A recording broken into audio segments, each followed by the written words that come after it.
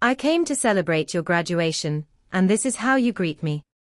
My stomach dropped the moment I heard my sister shout, "This is no place for losers," across the crowded auditorium. The words echoed in my ears, sharper than any insult I had ever imagined. My name is Emma, and I had come to see my younger sister, Chloe, receive the honor she had worked so hard for. Or at least, that's what everyone thought she worked hard for. Growing up, Chloe had always been the golden child, effortlessly smart, charming, and adored by our parents. I, on the other hand, had learned early to move quietly through life, unnoticed, my achievements overshadowed, my voice drowned out by Chloe's laughter and spotlight. But I had hoped, naively, that this day would be different. That perhaps the sister I once shared secrets with, the one I had built forts with in the living room as kids, might show a flicker of warmth. Instead, she smirked at me, pointing at the seats around me. "Sit somewhere else, Emma. People like you don't belong here." The auditorium felt suddenly smaller, the air heavier, every head turning in my direction. I wanted to shrink into the floor, but some stubborn part of me refused. I forced a polite smile, the kind I had perfected over years of being dismissed, and moved a few steps away.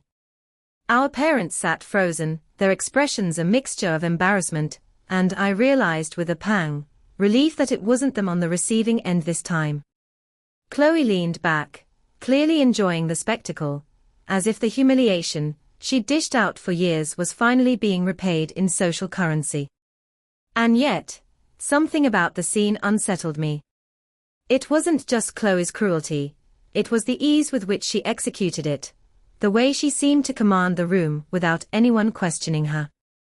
She had been rehearsing this superiority for years, I realized.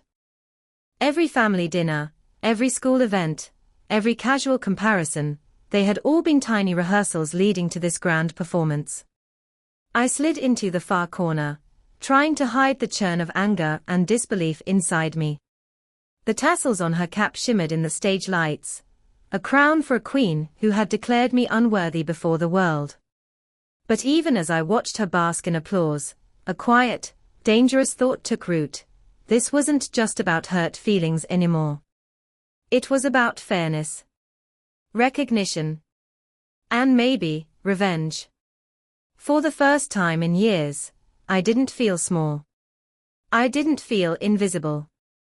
I felt alert, like a storm forming quietly behind calm clouds. Because Chloe had shown me exactly who she was, and I had a long memory. And I was already thinking about how to make her realize that losers aren't always who she thinks they are. The next few days felt like walking through fog. I couldn't shake Chloe's words from my mind, and neither could I ignore the strange patterns emerging around her success. At brunch the day after the graduation, my mother kept praising Chloe, not just for her academic achievement, but for the sacrifice she'd made to earn it. Every compliment for me was buried in passing, minimized, or brushed off entirely. Even small accomplishments, the things I had quietly worked for, were ignored. It was subtle, but I felt it in every glance, every tone. Favoritism had always existed, but now it was glaringly obvious. Then there were the calls. Chloe would whisper on the phone in the corner of the room, laughing softly, then cut the conversation abruptly whenever I walked by. The secrecy gnawed at me. What was she planning? Who was she talking to? I asked her once, casually, but she only rolled her eyes. "It's nothing. Don't worry so much, loser." Even money seemed to flow toward her effortlessly. Our parents had offered to help her set up a new laptop, a professional portfolio, and even fund a small celebration with friends. When I asked about resources for a personal project I had been saving for months, the answer was always vague, maybe next time, or we'll see. I felt the sting of inequality, like an invisible hand pressing down on my chest. At work, things weren't easier. Colleagues who once treated me as capable suddenly assumed I was less important, using Chloe's success as a reference point. If Chloe can do it, why not you? Every casual comparison, every subtle dig, fueled a quiet anxiety I couldn't easily shake. Late at night, I started keeping a journal, jotting down inconsistencies. Chloe saying she had completed tasks I knew she hadn't, my parents vaguely describing events that didn't align with the timeline I remembered, and small financial discrepancies I couldn't explain. Something was off, but I couldn't yet pinpoint whether it was negligence, arrogance, or deliberate manipulation. The weight of it all was exhausting.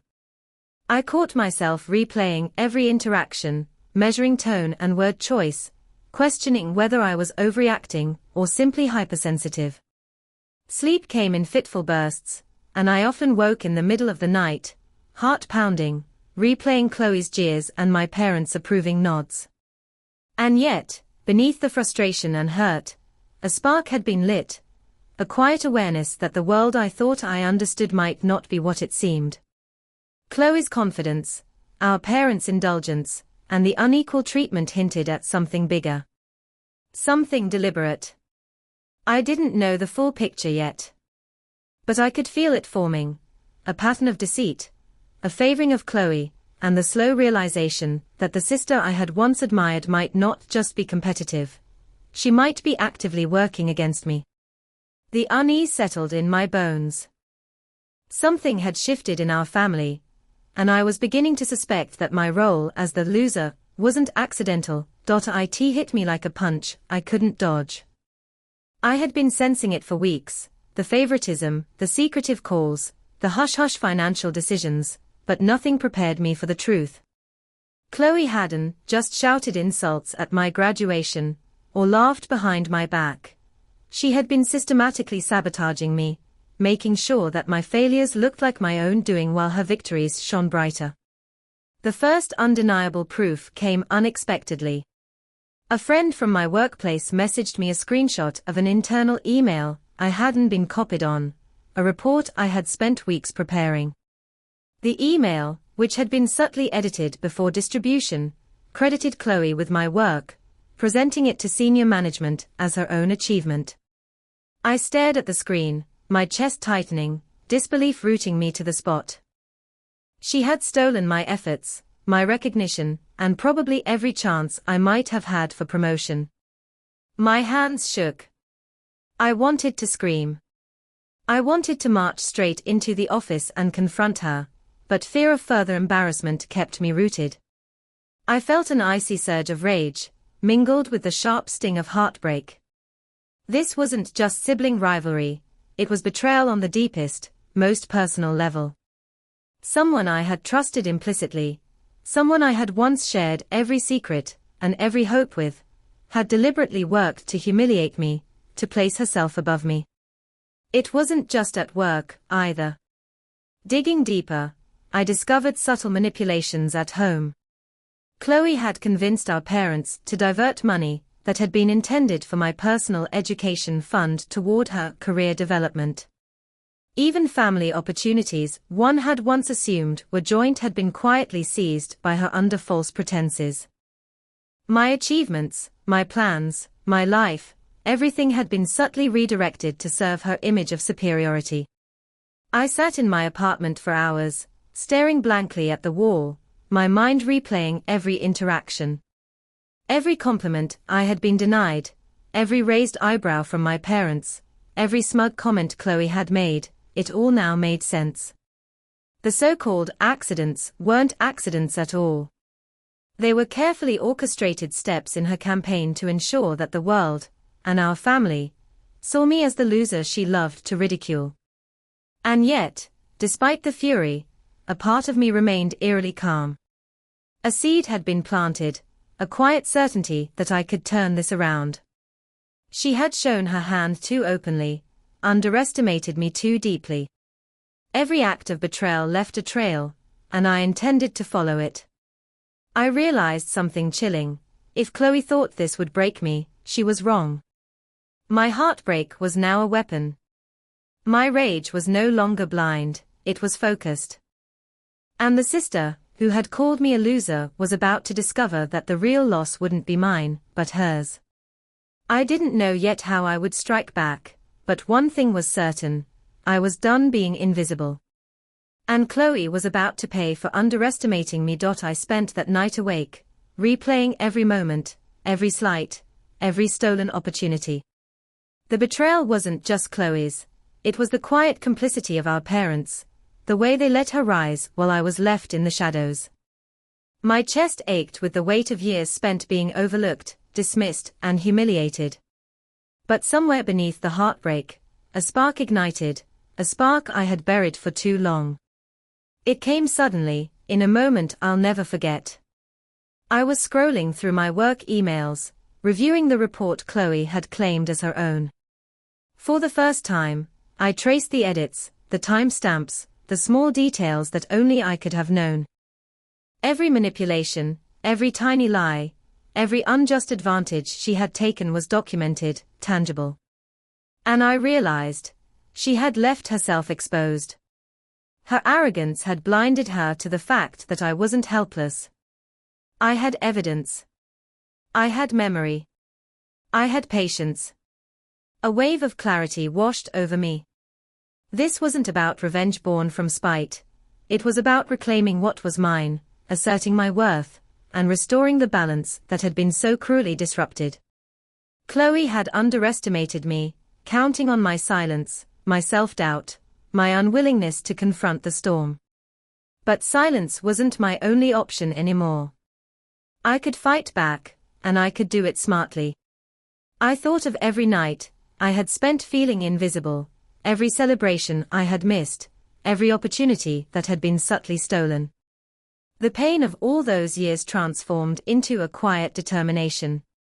I wasn't going to let Chloe continue rewriting my story.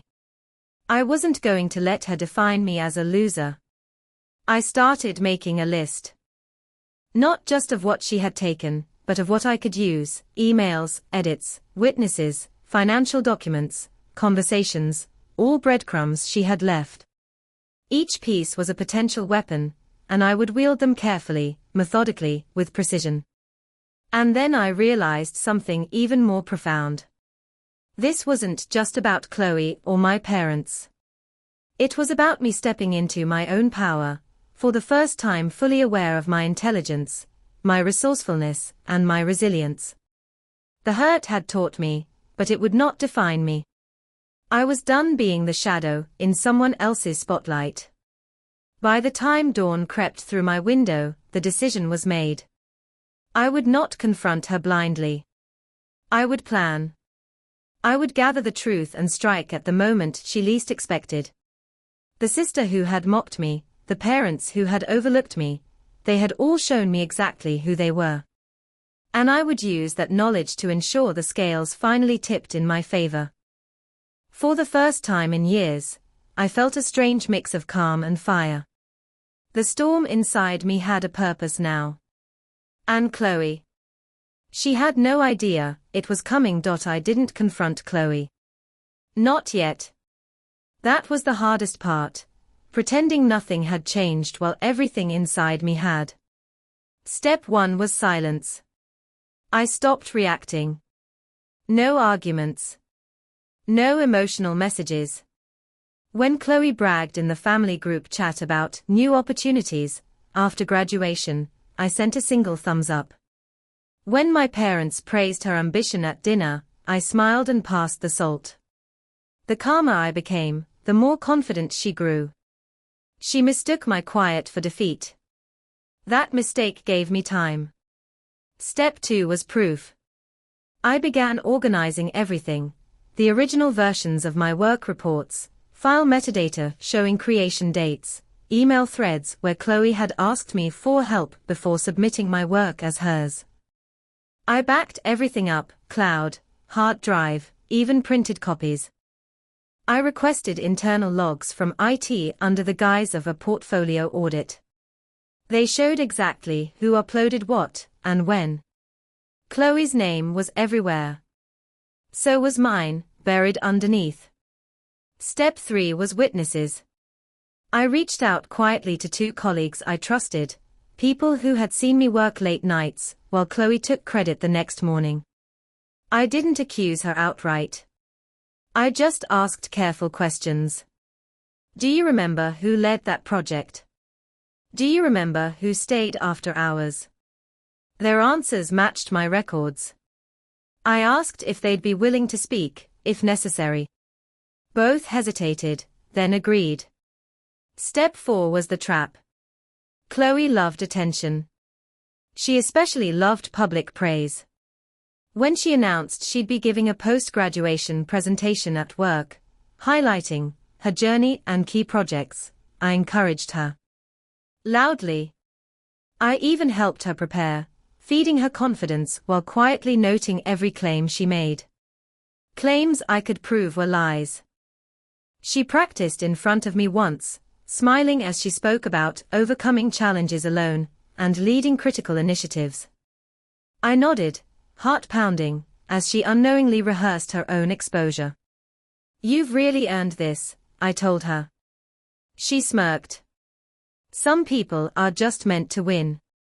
Step 5 was timing. I submitted my evidence, not as a complaint, but as a formal clarification, scheduled to be reviewed the morning of her presentation. I didn't demand punishment.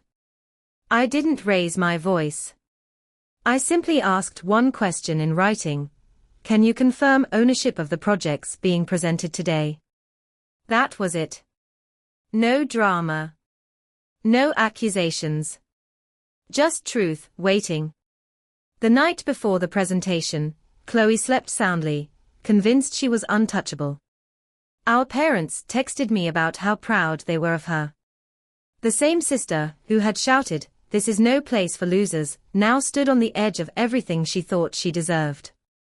She still believed she was in control. And that's what made the air feel so tight, so electric, because the higher someone stands on a lie, the harder the fall when the truth finally speaks. The room buzzed with anticipation. Chloe was on stage, bright lights illuminating her confident smile, unaware that the audience's admiration was about to shift. My evidence had been submitted that morning, flagged by HR for verification before her presentation. Every claim she had rehearsed, every exaggeration she had relied on to steal recognition, was now under scrutiny. She began speaking, describing projects she had supposedly led single-handedly, praising herself for leadership, innovation, and dedication.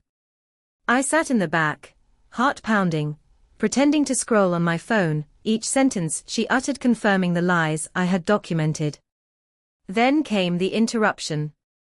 A calm, authoritative voice called from the front, "Excuse me, Ms. Chloe. Could you clarify who actually completed the Smithson project files uploaded last month?"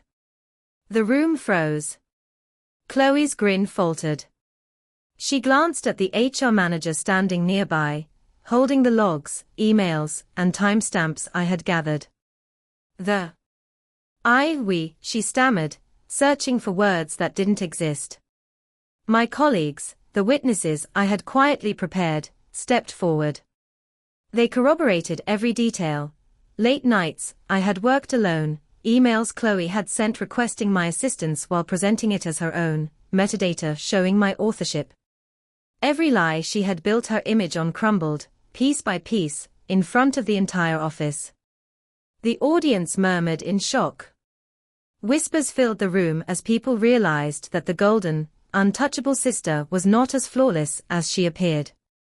I felt a thrill of vindication, tempered with satisfaction. This wasn't humiliation for its own sake. It was truth reclaiming the space she had stolen from me. Chloe's face turned pale, her confidence evaporating. Every ounce of pride she had wielded like a weapon was gone. She opened her mouth, tried to regain control, but the evidence spoke louder than her words ever could. Our parents were in the back, faces frozen in disbelief.